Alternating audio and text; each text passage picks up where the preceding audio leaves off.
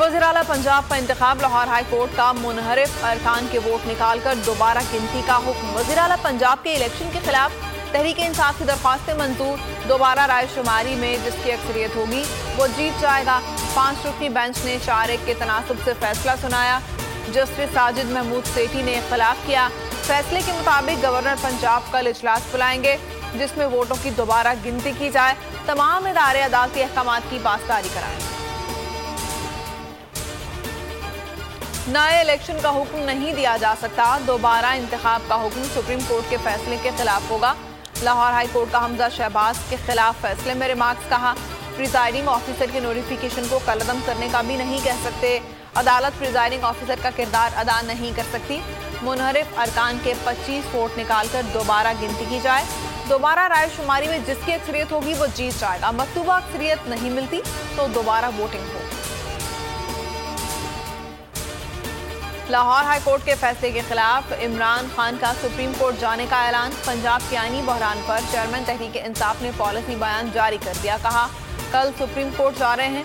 अदालत ने 24 घंटे का वक्त दे दिया। इतने कम वक्त में तो हमारे राजनपुर के मेंबरान भी नहीं पहुंच सकते।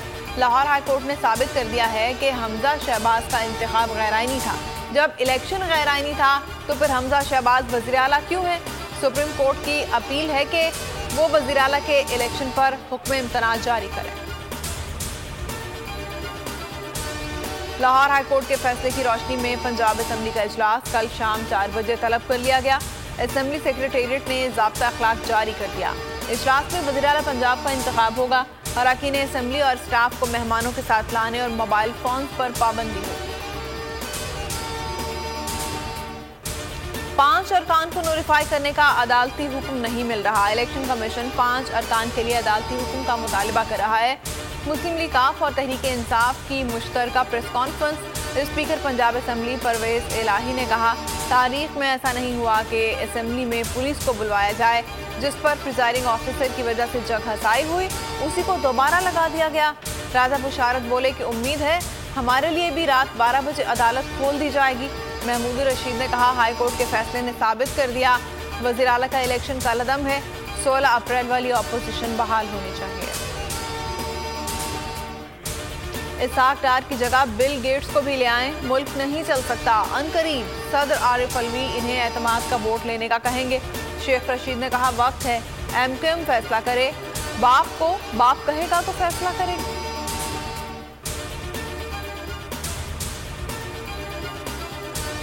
वज़ारतें चाहिए ना ही गवर्नरशिप। अवामी नेशनल पार्टी ने इम्पोर्टेड हुकूमत को लाल झंडी दिखा दी। हुकूमती इत्तेहाद से निकलने पर गौर।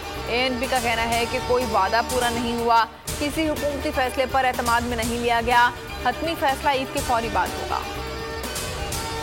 सिंध में मॉनसून हवाएं आज रात दाखिल हो जाएंगी। कराची समेत सूबे भर में 2 जुलाई से बारिशों की पेशगोई। शहर कायद में 5 जुलाई तक मूसलाधार बारिश का इम्कान। अर्बन फ्लडिंग का खदशा है। कराची में मॉनसून का नया स्पेल 7 से 8 जुलाई को होगा।